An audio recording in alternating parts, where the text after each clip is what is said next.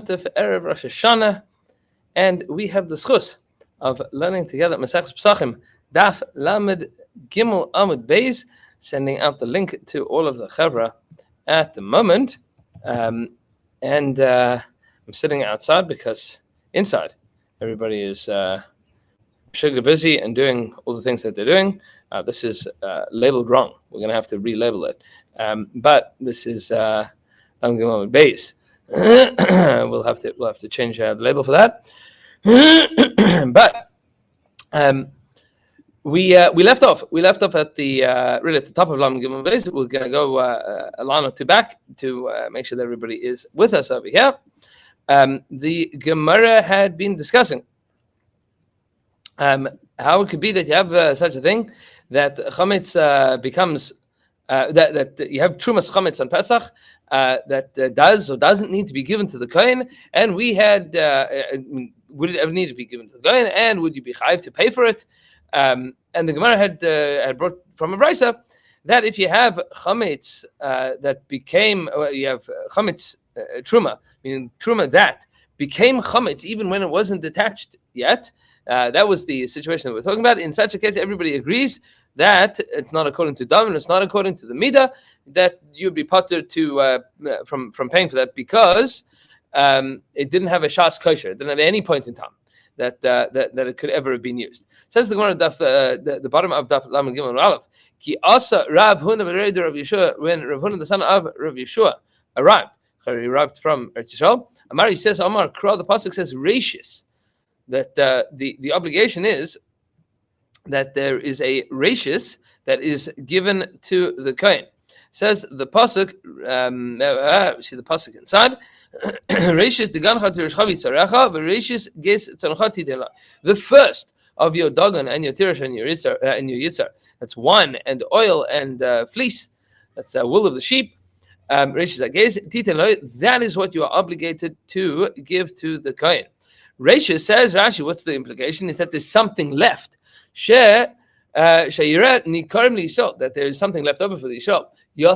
But this chametz that became this truma that became chametz before it even was able to become anything, has nothing left over for the Yishol. There's no noticeable leftovers for the Yishol, and therefore you don't need to give it to the kohen because truma is a portion that you give of something that you are retaining the rest of it. Says the Gemara. Yosef Rav Acha bar Rav, the second line, the last one of the line of the second line of Lamed Gimel Amud Beis. Yosef Rav Acha bar Rav Avia, Kamad Rav Chisda. Rav Acha bar Rav Avia was sitting in front of Rav Chisda. VeYosef ve'Amar Mishmed Rabbi Yochanan. He said in the name of Rabbi Yochanan the following din: Anovim shenitmeu. If you have grapes that became tamei, Dorchan pachas mikabetza. You can crush them, you make wine out of them by stamping on them, but only a little bit at a time. How much is a little bit at a time? Pachas mikabetza, less than a kabetza worth of grapes. So like maybe 2 or 3 grapes at a time. V'yenam kosher. And the wine that comes out from these tamei grapes is kosher and sachim, you can pour onto the mizbeach. Meaning it's super duper kosher, means that there's no tumah whatsoever. Alma, the implication is, what is Rabbi Yochanan telling you here? Because somebody holds mashkin mifkat pikidi, that the mashkin, the liquids that are inside of a fruit, are seen as separate from the fruit. Meaning the fruit is on the outside, the liquid is on the inside. It is like a kli that became tamei on the inside, but is sealed. And a sealed kli that became tamei on the outside, the liquid that's on the inside is still going to be kosher. Says the Gemara, when exactly do they become, when does juice become metame? The liquid's inside. When you squeeze it. Says the Gemara, but when he squeezes it in such a way it doesn't have the amount that would be able to be metame it. Meaning, when you squeeze out these grapes, pachas mikabetza, so less than a kabetza of tamei fruit is not going to be able to be metame the mashkin that come out. Says if this is so, kabetza nami. So then do it the size of a kabetza. Why do you have to do less than a kabetza? Do it the size of a kabetza. Says the Gemara. I mean, why would you say that you could do it? The size of gebetza says Rashi. Da'aki nafing mashkin minahu chasel eshure. Because if you have a grape, if you have 5 grapes, and together they are the volume of a kibetza, so then when you squeeze them, there's less than a kibetza of flesh of the grape. Even if the volume of the original grapes added up to a kibetza, now there's less. Meaning, either which way, you're not going to have enough of a kibetza of the flesh of the fruit distinct from the liquid. So just say, don't do more than a kibetza. Yeah, you could do a kibetza. Why do you have to do less than a kibetza? Says the Gemara, hachi kibetza nami. You could do a kibetza as well. Ditna and tame meis. We have a brisa that teaches tame meis. If you have somebody that is tame, coming in contact with their body, he squeezed out olives and grapes, exactly the size of an egg, taharin. It's all tahar. That's mafurish brisa. Says the Gemara, no, hasam di ovid hachelech di ovid. That is a case of bidiyavad di ovid. If he did it already. Hacha, yeah, Rabbi Yochanan is telling you that din lechatchila. Lechatchila, you should do pachas mekebetza. What's the reason? Gzeira. This is on a level of the Rabbanon. Gzeira. Dim asim le'avid yes mekebetza, because maybe you get a little bit cheeky with it, and you'll say, I'm pretty sure that once I'm done with this, it won't be more than a kibetza. Then you end up with the kibetza, and then you're going to end up making everything tummy. Amalei Rav Chisda, says Rav Chisda, man sayis lach Rabbi Yochanan Rabach. So Rav Chisda said back to him, this is Rav Chisda said back to Rav Acha bar Rav Avi. He says back to him, me sayis lach Rabbi Yochanan Rabach. Who's going to listen to you and to your Rabbi Yochanan? How could you tell me? How could you tell me that there's tumah only in the skins of the grapes and none of the grapes itself? Where did the tumah go? Where did the tumah go? Says the Gemara Alma. Seems to be that the way that Rav Chisda understands the sugya is completely different from Rabbi Yochanan. Mashkin mivla bli. They are not seen as being in a container. They're seen as the liquids are seen as being absorbed within the walls of the flesh of the fruit. When you squeeze the grape, where does the liquid go? When you squeeze the grape, the liquid was in the fruit and now it's out of the fruit. You're squeezing a fruit. You're not opening a fruit and there's liquid inside. So there are 2 ways of looking at the liquid inside of the fruit. Either that the fruit is a kli for the liquid, or that that the liquid is absorbed in the fruit. It says in Gemara, "Kevan de itmule," and the way that Rav Chisda learns is "Kevan de itmule." Once it becomes tummy, once the food becomes tummy, itmule mashkin, then the liquids are tummy as well. Amalei, so Rav Achabar Avia says to Rav Chisda, "Va'at loy tisbara." You don't hold the mashkin mifkat pekiri. You don't hold that. It's like a container. V'hatnan, but we have a brisa. That if you have something that's tummy mace, that squeezed out zaysim, olives, v'anavim, and grapes, mechuvenes kebetza, and it's the amount of a kebetza, taharin is tahar. So forget the quantity here. What's the svar behind this? It seems to be that the fruit and the liquid are distinct from each other. This makes good sense if you want to say that the liquid is stored within the fruit like a kli. Mishum hachi tahar, and that's why the liquids are still tahar. Ela amad, but if you want to say mivla beli that they are soaked in, that the liquid and the fruit are one and the same, amad tahar. Why on God's green earth would you say that it's tahar? So Amalei says to him, no. Hacha b'maya skina, and what are we talking about here? Ba'anavim shelo huchshu. And we are talking about anavim that weren't able to be mekabel tumah yet. They weren't able to be mekabel tumah. Why would they not be able to be mekabel tumah? Because in order for a fruit to be able to be mekabel tumah, it needs to have come in contact with the liquid. Le'emas miskashri. When do they become huchshar? When are they now able to be mekabel tumah? Lechisach, when you squeeze them. Kisach, but when you squeeze them, batzalu shura, and it is less than batzalu shura, you are going to shrink it. It becomes less than its original shear.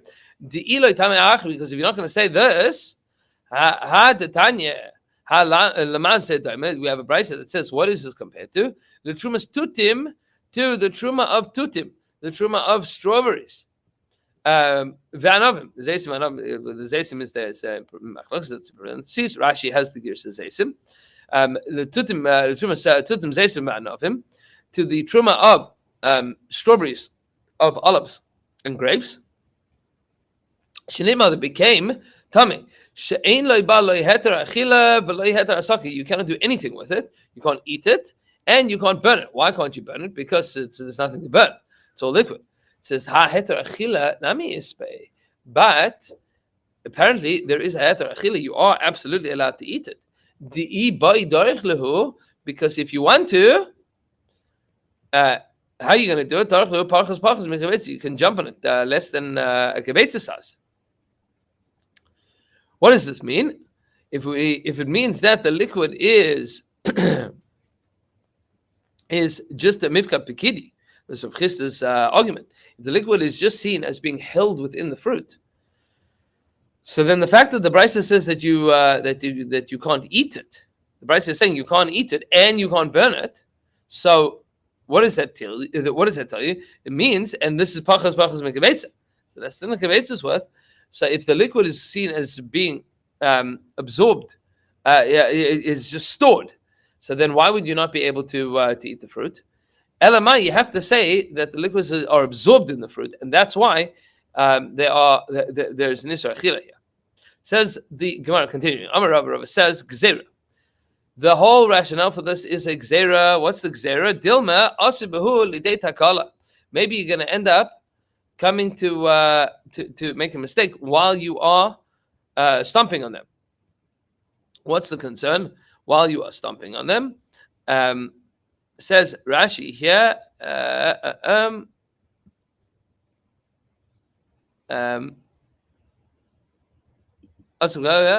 tuma shebahem.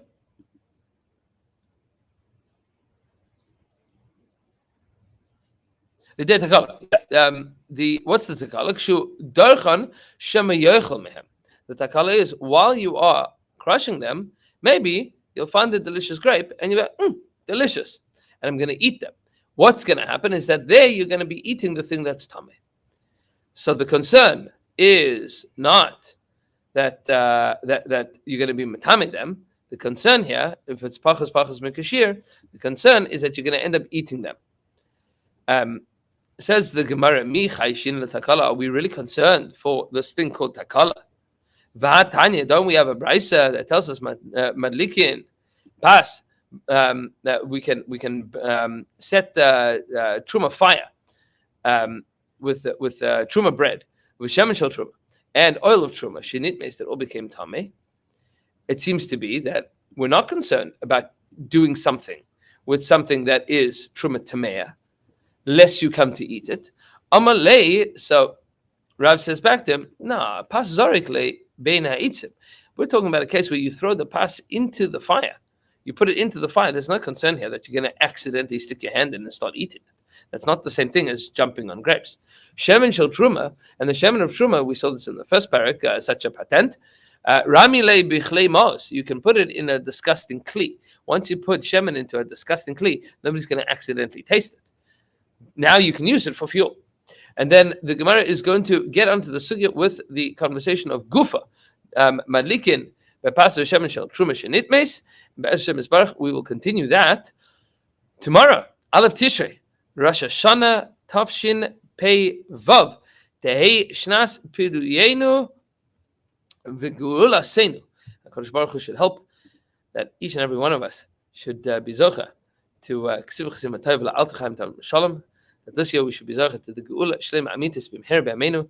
Thank you all so much for learning with me these past 64 days or so. More or less, and Be'ez Baruch, like the Torah La'adira, looking forward to going weiter in Torah and mitzvahs and in limudim. It should be a shana tov u'msuka with only revealed good. Have a beautiful day and a beautiful yantef. We'll be catching up the additional shiurim. We'll do a full daf Be'ez Baruch on Matzah Yantef for those that are missing out.